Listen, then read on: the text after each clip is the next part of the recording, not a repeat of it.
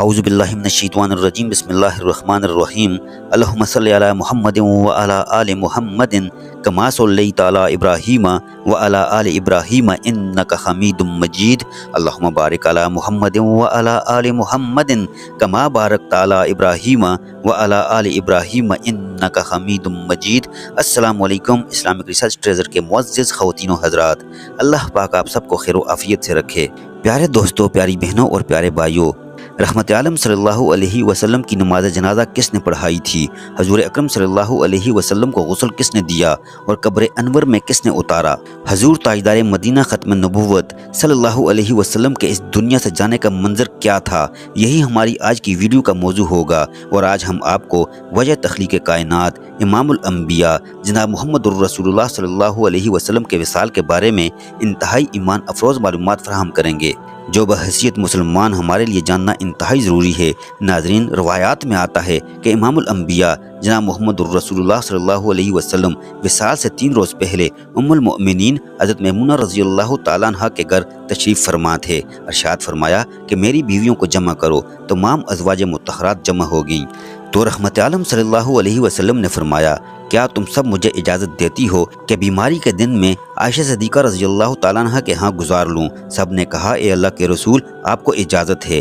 پھر اٹھنا چاہا مگر اٹھ نہ پائے۔ حضرت علی رضی اللہ تعالیٰ عنہ اور حضرت فضل ابن عباس رضی اللہ تعالیٰ عنہ آگے بڑھے اور نبی علیہ الصلوۃ والسلام کو سہارے سے اٹھا کر سیدنا میمونہ رضی اللہ تعالیٰ عنہ کے حجرے سے سیدہ عائشہ صدیقہ رضی اللہ تعالیٰ عنہ کے حجرے کی طرف لے جانے لگے۔ اس وقت صحابہ اکرام رضوان اللہ علیہ اجمعین نے حضور نبی رحمت عالم صلی اللہ علیہ وسلم کو اس بیماری اور کمزوری کے حال میں پہلی بار دیکھا تو گھبرا کر ایک دوسرے سے پوچھنے لگے کہ رسول اللہ صلی اللہ علیہ وسلم کو کیا ہوا؟ مسجد میں صحابہ تشریف لائے، مسجد بھر گئی۔ حضور صلی اللہ علیہ وسلم کا پسینہ مبارک شدت سے بہہ رہا تھا۔ حضرت عائشہ صدیقہ رضی اللہ تعالیٰ عنہ فرماتی ہیں کہ میں نے اپنی زندگی میں کسی کا اتنا پسینہ بہتے نہیں دیکھا، اور فرماتی ہیں میں رسول اللہ صلی اللہ علیہ وآلہ وسلم کے دست مبارک کو پکڑتی اور اسی کو چہرہ اقدس پر پھیرتی، کیونکہ نبی کریم صلی اللہ علیہ وآلہ وسلم کا ہاتھ میرے ہاتھ سے کہیں زیادہ محترم اور پاکیزہ تھا۔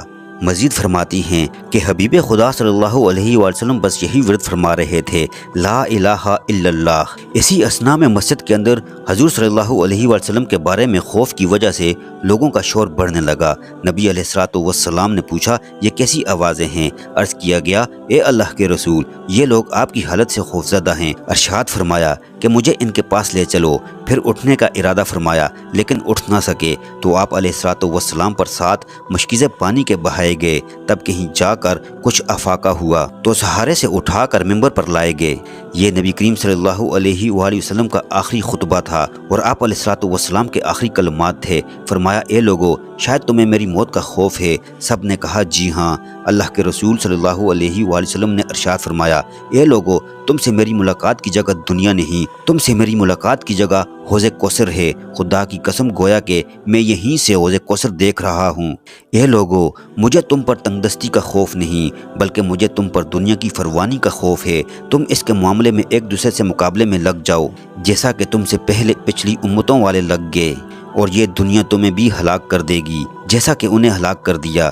پھر مزید ارشاد فرمایا، اے لوگو، نماز کے معاملے میں اللہ سے ڈرو، یعنی عہد کرو کہ نماز کی پابندی کرو گے، اور یہی بات بار بار دہراتے رہے۔ پھر فرمایا، اے لوگو، عورتوں کے معاملے میں اللہ سے ڈرو، میں تمہیں عورتوں سے نیک سلوک کی وصیت کرتا ہوں۔ مزید فرمایا، اے لوگو، ایک بندے کو اللہ تبارک و تعالیٰ نے اختیار دیا کہ دنیا کو چن لے یا اسے چن لے جو اللہ تبارک و تعالیٰ کے پاس ہے، تو اس نے اسے پسند کیا جو اللہ کے پاس ہے۔ اس جملے سے حضور صلی اللہ علیہ وآلہ وسلم کا مقصد کوئی نہ سمجھا، حالانکہ ان کی اپنی ذات مراد تھی، جبکہ حضرت سیدنا ابو بکر صدیق رضی اللہ تعالیٰ عنہ وہ تنہا شخص تھے جو اس جملے کو سمجھے اور زار و قطار رونے لگے اور بلند آواز سے گریہ کرتے ہوئے اٹھ کھڑے ہوئے اور نبی علیہ الصلوۃ والسلام کی بات قطع کر کے پکارنے لگے، ہمارے باپ دادا آپ پر قربان، ہماری مائیں آپ پر قربان، ہمارے بچے آپ پر قربان، ہماری مال و دولت آپ پر قربان، اور یہی الفاظ بار بار کہے جاتے۔ صحابہ اکرام رضوان اللہ علیہ اجمعین ناگواری سے حضرت ابوبکر صدیق رضی اللہ تعالیٰ عنہ کی طرف دیکھنے لگے۔ کہ انہوں نے نبی کریم صلی اللہ علیہ وسلم کی بات کیسے کاٹی۔ اس پر نبی کریم صلی اللہ علیہ وآلہ وسلم نے حضرت ابوبکر صدیق رضی اللہ تعالیٰ عنہ کا دفاع ان الفاظ میں فرمایا: اے لوگو، ابوبکر کو چھوڑ دو کہ تم میں سے ایسا کوئی نہیں کہ اس نے ہمارے ساتھ بلائی کی ہو اور ہم نے اس کا بدلہ نہ دیا ہو سوائے ابوبکر کے، کہ اس کا بدلہ میں نہیں دے سکا۔ اس کا بدلہ میں نے اللہ تبارک و تعالیٰ پر چھوڑ دیا۔ مسجد نبوی میں کھلنے والے تمام دروازے بند کر دیے جائیں سوائے ابوبکر کے دروازے کے، جو کبھی بند نہ ہوگا۔ آخر میں وصال سے پہلے مسلمانوں کے لیے آخری دعا کے طور پر ارشاد فرمایا: اللہ تمہیں ٹھکانہ دے، تمہاری حفاظت کرے، تمہاری مدد کرے، تمہاری تائید کرے۔ اور آخری بات جو ممبر سے اترنے سے پہلے امت کو مخاطب کر کے ارشاد فرمائی وہ یہ کہ اے لوگو، قیامت تک آنے والے میرے ہر ایک امتی کو میرا سلام پہنچا دینا۔ پھر آقا کریم صلی اللہ علیہ وآلہ وسلم کو دوبارہ سہارے سے اٹھا کر گھر لے جایا گیا۔ اسی اثناء میں حضرت عبد الرحمن بن ابوبکر رضی اللہ تعالیٰ عنہ خدمت اقدس میں حاضر ہوئے اور ان کے ہاتھ میں مسواک تھی۔ نبی اکرم صلی اللہ علیہ وآلہ وسلم مسواک کو دیکھنے لگے مگر شدت مرض کی وجہ سے طلب نہ کر پائے۔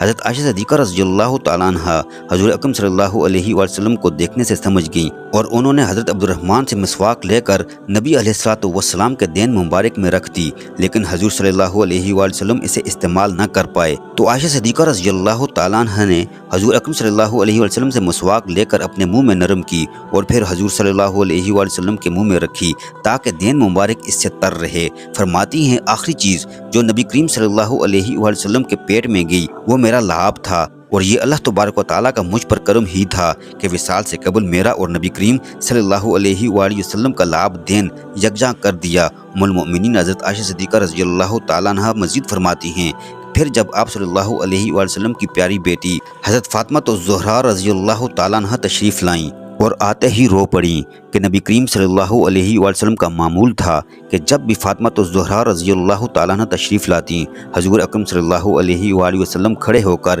ان کے ماتھے پر بوسہ دیتے۔ حضور صلی اللہ علیہ وآلہ وسلم نے فرمایا: اے فاطمہ، قریب آ جاؤ۔ پھر حضور صلی اللہ علیہ وآلہ وسلم نے ان کے کان میں کوئی بات کہی تو حضرت فاطمہ رضی اللہ تعالیٰ عنہ اور زیادہ رونے لگیں۔ انہیں اسی طرح روتا دیکھ کر حضور صلی اللہ علیہ وسلم نے پھر فرمایا: اے فاطمہ، قریب آؤ۔ دوبارہ ان کے کان میں کوئی بات ارشاد فرمائی تو وہ خوش ہونے لگیں۔ حضور صلی اللہ علیہ وسلم کے وصال کے بعد میں نے فاطمہ الزہرا رضی اللہ تعالیٰ عنہ سے پوچھا وہ کیا بات تھی جس پر روئیں اور پھر خوشی کا اظہار کیا۔ حضرت فاطمہ رضی اللہ تعالیٰ عنہ ارشاد فرمانے لگیں کہ پہلی بار جب میں قریب ہوئی تو فرمایا: فاطمہ، میں آج رات اس دنیا سے کوچ کرنے والا ہوں، جس پر میں رو پڑی۔ جب انہوں نے مجھے بے تحاشا روتے دیکھا تو فرمانے لگے: فاطمہ، میرے اہل خانہ میں سب سے پہلے تم مجھ سے آ کر ملو گی، جس پر میں خوش ہو گئی۔ حضرت عائشہ صدیقہ رضی اللہ تعالیٰ عنہ فرماتی ہیں پھر حضور صلی اللہ علیہ وسلم نے سب کو گھر سے باہر جانے کے حکم دے کر مجھے فرمایا: عائشہ، میرے قریب آ جاؤ۔ حضور صلی اللہ علیہ وسلم نے اپنی زوجہ مطہرہ کے سینے پر ٹیک لگائی اور ہاتھ آسمان کی طرف بلند کر کے فرمانے لگے: مجھے وہ اعلیٰ عمدہ رفاقت پسند ہے، میں اللہ کی، انبیاء کی، صدیقین کی، شہداء اور صالحین کی رفاقت کو اختیار کرتا ہوں۔ سیدہ عائشہ صدیقہ رضی اللہ تعالیٰ عنہ فرماتی ہیں میں سمجھ گئی کہ انہوں نے آخرت کو چن لیا ہے۔ حضرت جبرائیل علیہ الصلوۃ والسلام خدمت اقدس میں حاضر ہو کر فرمانے لگے: یا رسول اللہ، ملک الموت دروازے پر کھڑے شرف باری چاہتے ہیں۔ آپ علیہ الصلوۃ والسلام سے پہلے انہوں نے کسی سے اجازت نہیں مانگی۔ آپ صلی اللہ علیہ وآلہ وسلم نے فرمایا: جبرائیل کو اندر آنے دو۔ ملک الموت نبی کریم صلی اللہ علیہ وآلہ وسلم کے گھر میں داخل ہوئے اور کہا: السلام علیکم یا رسول اللہ، مجھے اللہ تبارک و تعالیٰ نے آپ کی چاہت جاننے کے لیے بھیجا ہے۔ آپ دنیا میں ہی رہنا چاہتے ہیں یا اللہ سبحانہ و تعالیٰ کے پاس جانا پسند کرتے ہیں؟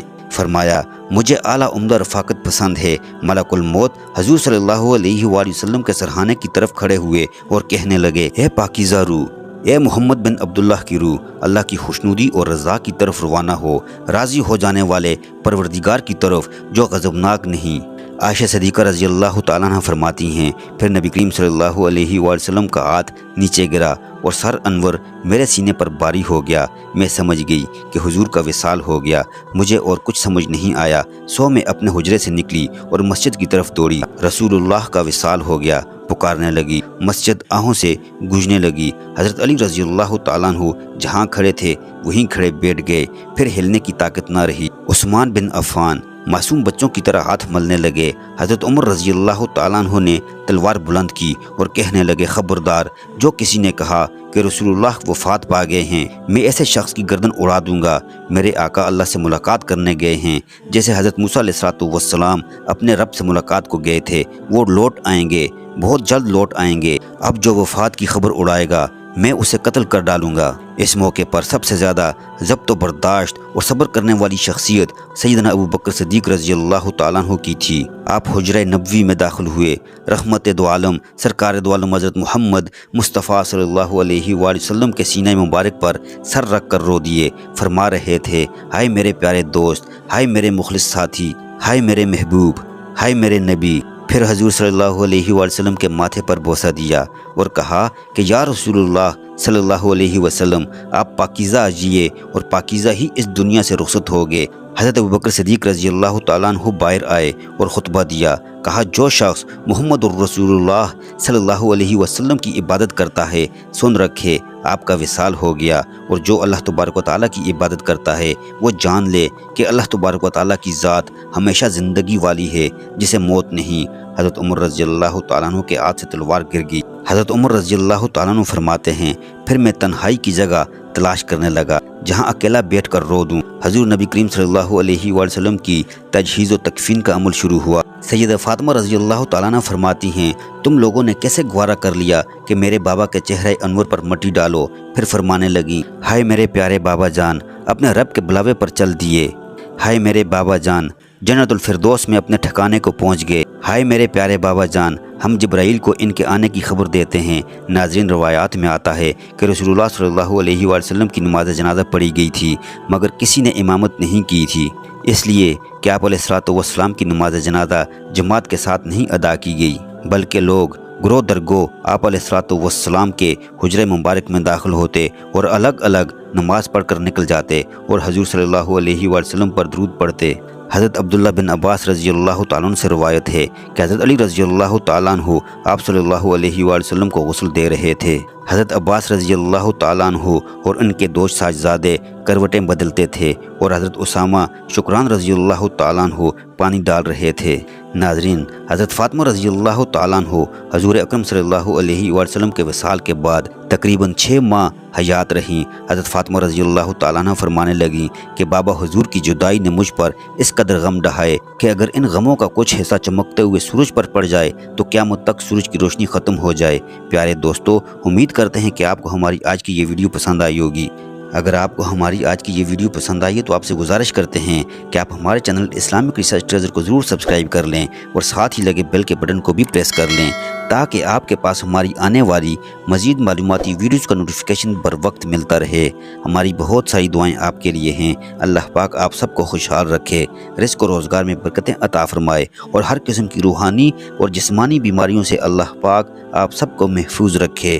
آمین ثم آمین، وآخر دعوانا ان الحمدللہ رب العالمین۔